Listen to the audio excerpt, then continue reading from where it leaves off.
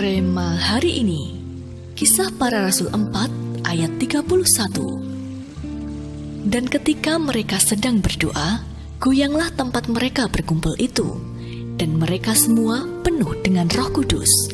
Lalu mereka memberitakan firman Allah dengan berani.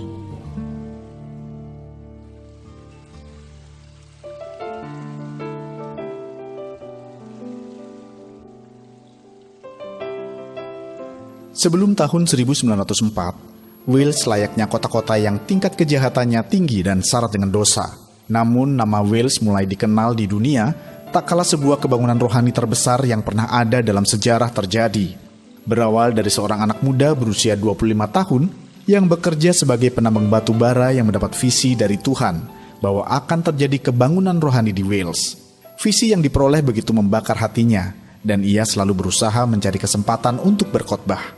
Ia percaya bahwa satu-satunya harapan untuk kondisi negaranya yang sangat buruk adalah pencurahan Roh Kudus yang dahsyat. Setelah 11 tahun tak henti-hentinya berdoa, kebangunan rohani akhirnya menyapu Wales.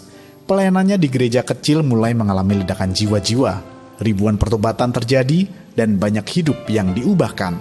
Masyarakat Wales pun mengalami transformasi. Yang tadinya hidup dalam dosa menjadi takut akan Tuhan dan hidup dalam kejujuran serta integritas. Kebangunan rohani Wales pun menjalar dengan cepat dari satu kebaktian ke kebaktian lain, sampai menyeberang ke Inggris, Irlandia, bahkan sampai ke Amerika Utara. Bar dan bioskop satu persatu mulai tutup, kedai minuman bangkrut, dan angka kejahatan merosot.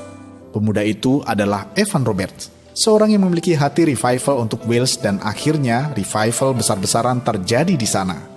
Ya, sebuah kebangunan rohani akan terjadi saat ada hati yang tergerak dan terpanggil sebelumnya. Tuhan pun rindu setiap kita memiliki hati yang terbakar untuk revival. Bukan hanya revival untuk diri sendiri, tetapi revival untuk gereja, kota, dan bangsa kita. Jikalau kita sudah mulai kehilangan api revival dalam hati kita, mintalah Tuhan untuk menyalakan kembali dalam hati kita. Biarlah setiap kita selalu memiliki hati yang terbakar untuk revival, untuk sebuah kebangunan rohani yang besar, bahkan yang terbesar sepanjang sejarah. Biarkan saat ini api Tuhan turun atas setiap kita, dan api kebangunan rohani itu semakin membakar hati kita, sehingga tetap menyala-nyala bahkan berkobar semakin lebih besar lagi. Sudahkah Anda memiliki hati yang terbakar untuk revival? Jika sudah atau belum, mengapa?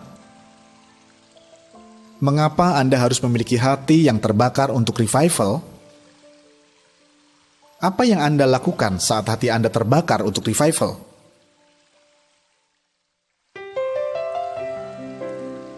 Tuhan Yesus, berikanlah kami hati yang selalu terbakar untuk revival, hati yang selalu menangisi jiwa-jiwa agar percaya kepadamu.